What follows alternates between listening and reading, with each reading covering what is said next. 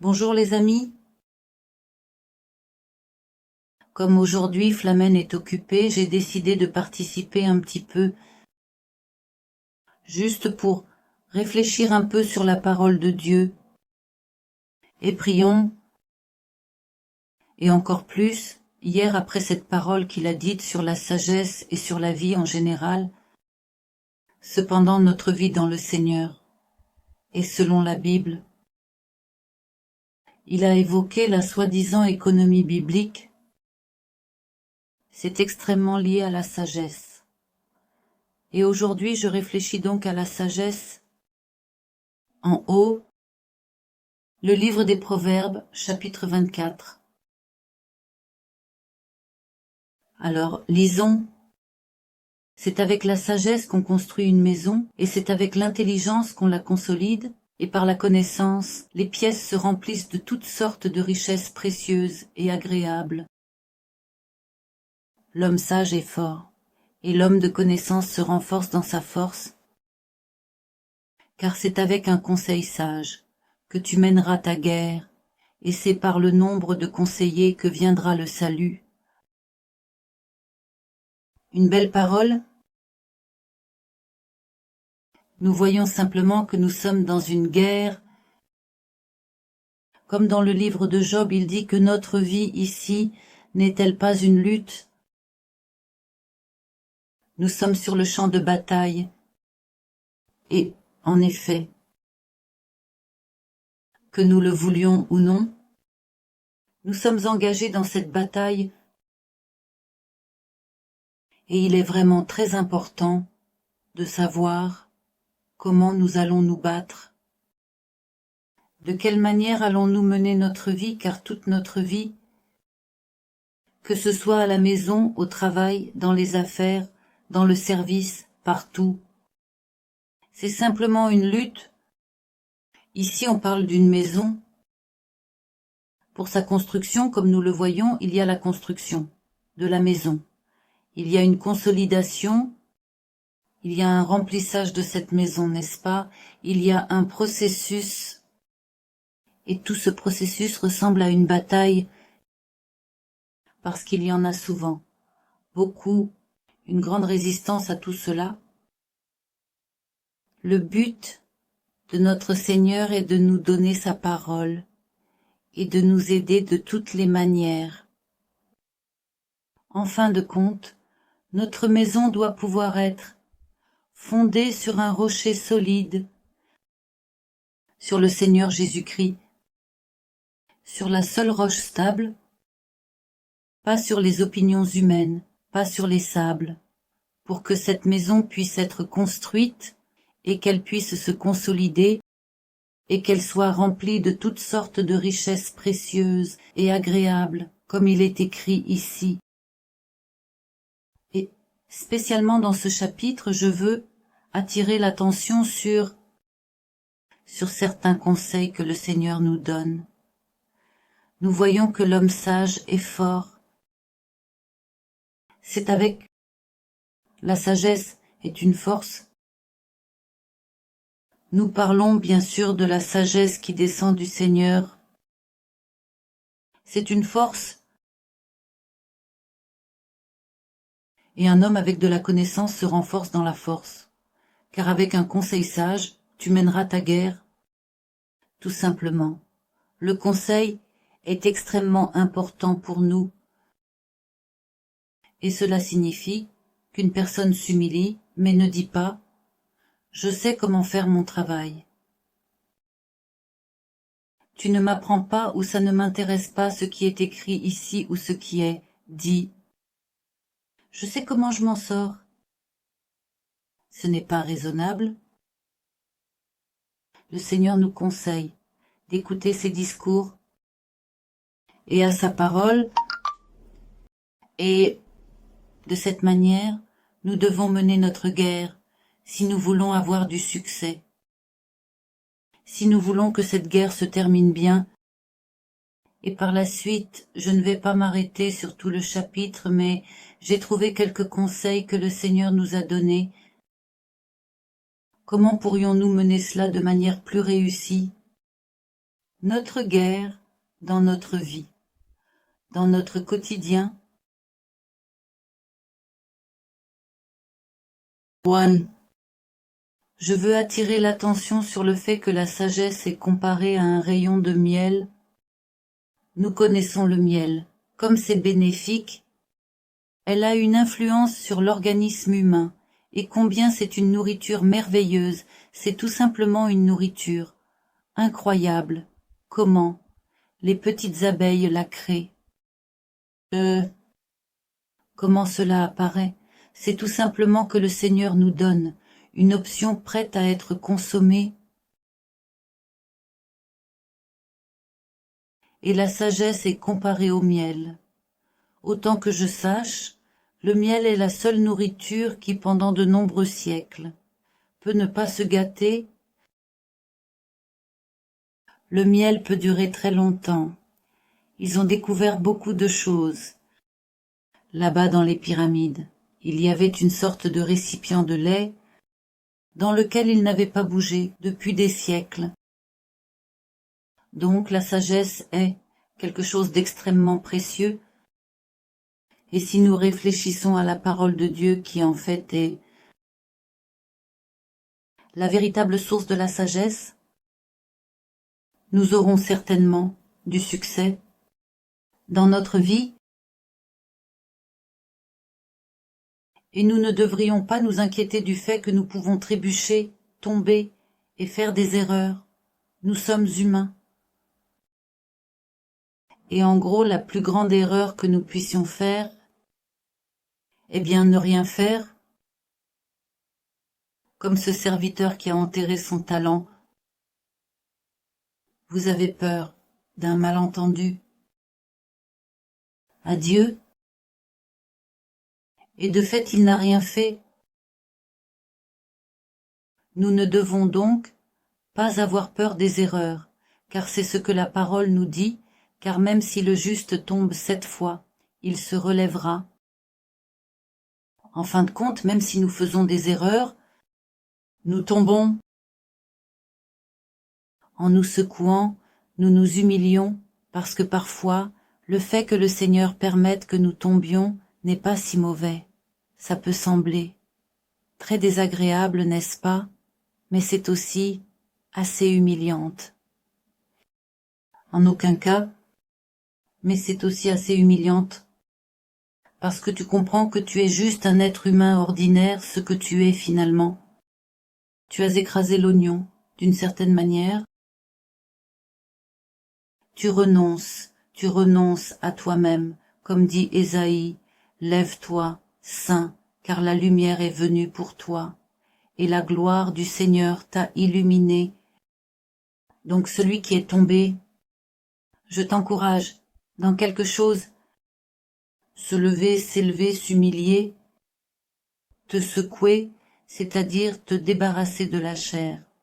C'est ça. Tout ce qui te liait de l'extérieur, dans la chair,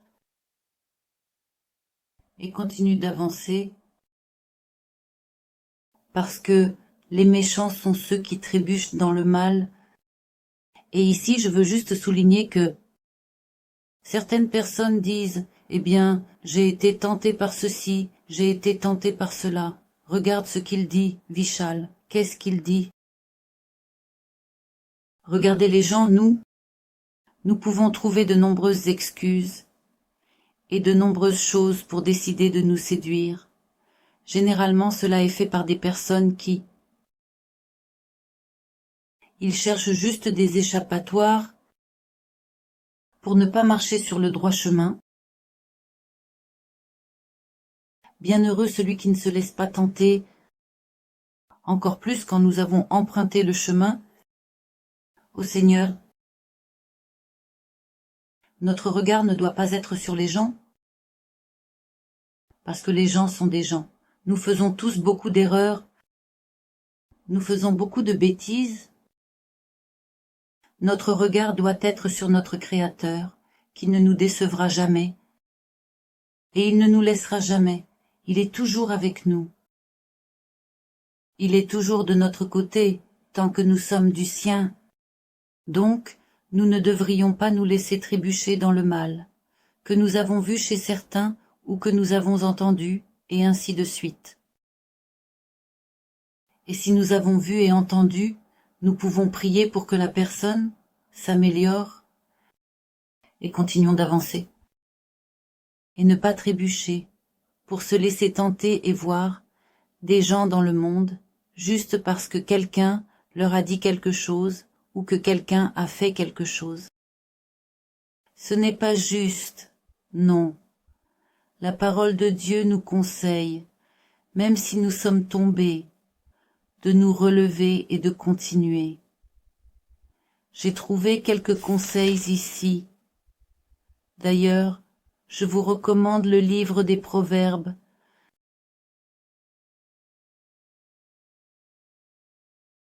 C'est un livre incroyable et vous pouvez aussi consulter le chapitre 20 et le chapitre 24.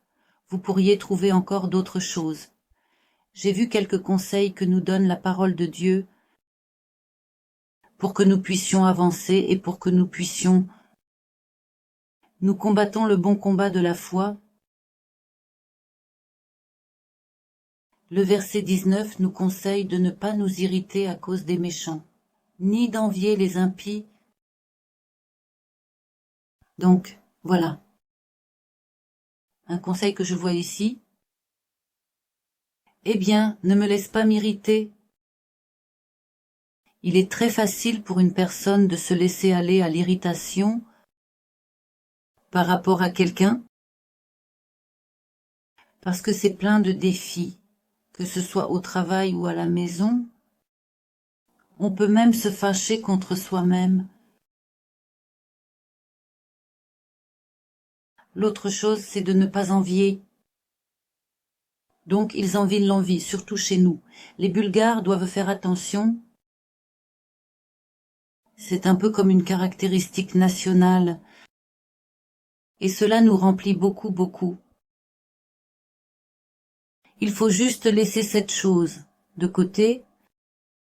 Nous devons apprendre à nous réjouir des succès des autres autour de nous. Quand on voit que quelqu'un a réussi, que quelqu'un a construit une belle maison, acheté une belle voiture ou trouvé un bon travail ou quoi que ce soit. Il suffit de se réjouir ensemble avec lui, participer à sa joie. Et quand nous participons à sa joie, notre temps viendra aussi. Quand son heure arrive, le Seigneur nous bénira aussi. Mais l'envie est un très très mauvais conseiller et c'est certainement une voix qui vient du diable. Donc, ne t'irrite pas et ne sois pas envieux. Ensuite, nous allons directement au verset 21. Mon fils, crains le Seigneur et le roi, et ne te mêle pas avec les inconstants. Je veux insister sur le fait de ne pas te mêler avec les inconstants.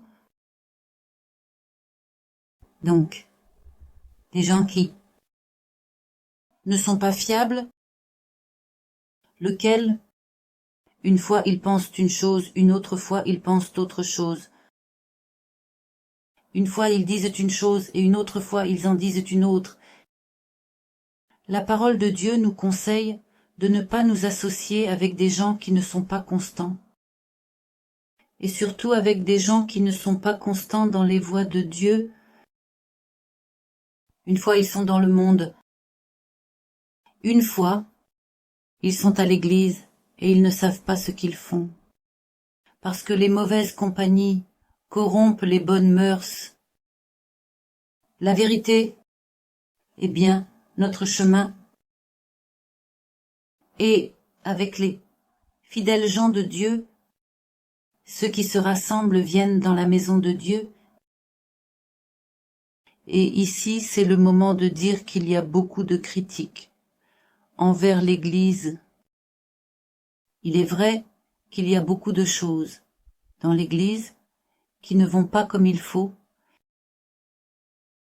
C'est vrai, mais l'Église n'est pas un lieu de des gens parfaits.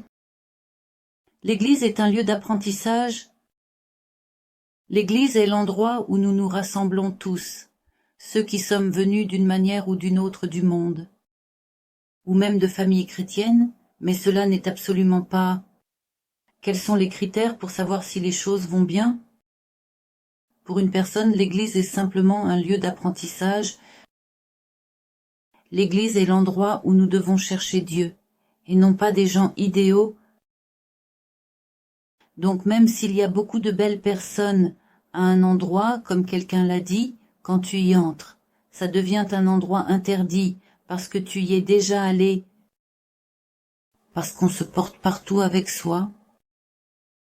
Et nous avons beaucoup de choses à améliorer, comme on dit.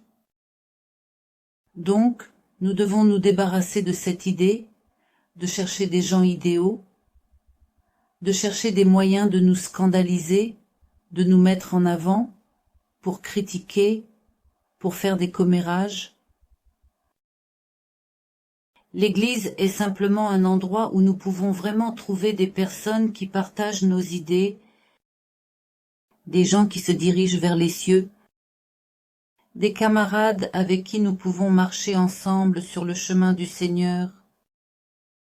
Et découvrons la beauté du Seigneur, parce que, Seigneur Jésus, l'Église est née de la confiance.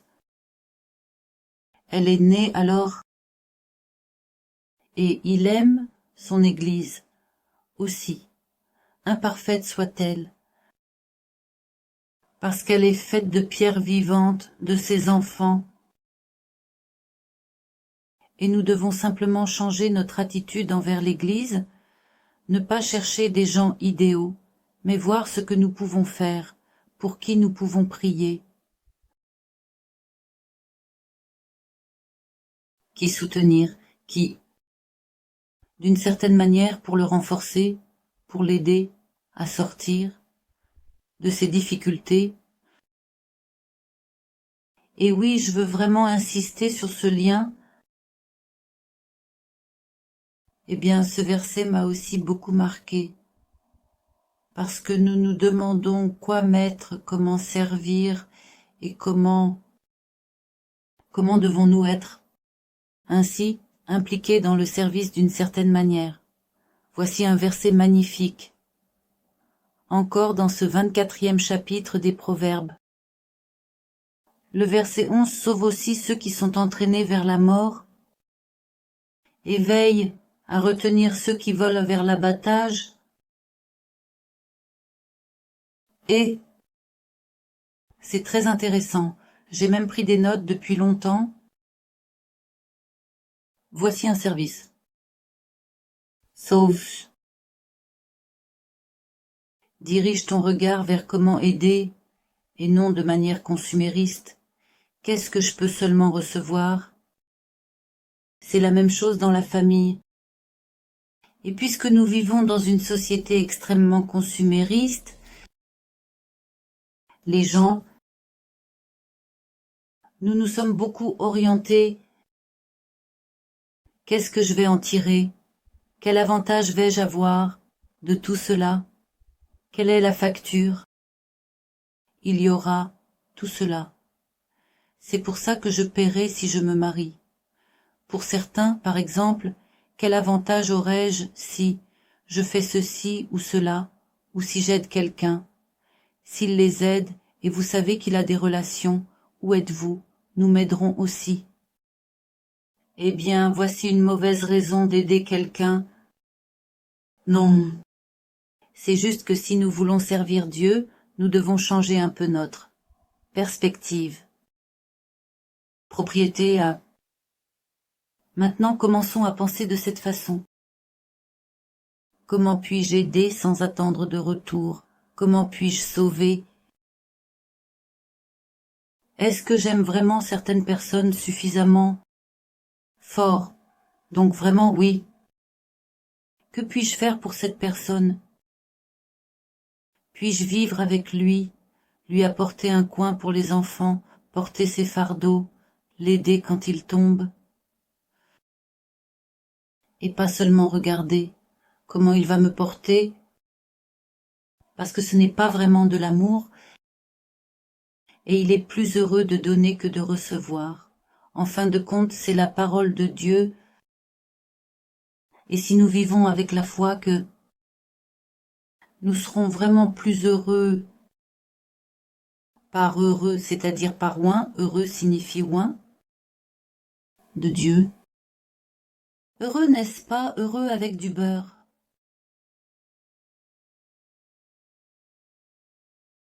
Donc si nous vivons dans la foi, nous serons encouragés, nous ferons de notre mieux pour faire plus de bien, pour donner de nous-mêmes. En fin de compte, donner la vie. Et si nous voulons vraiment servir Dieu,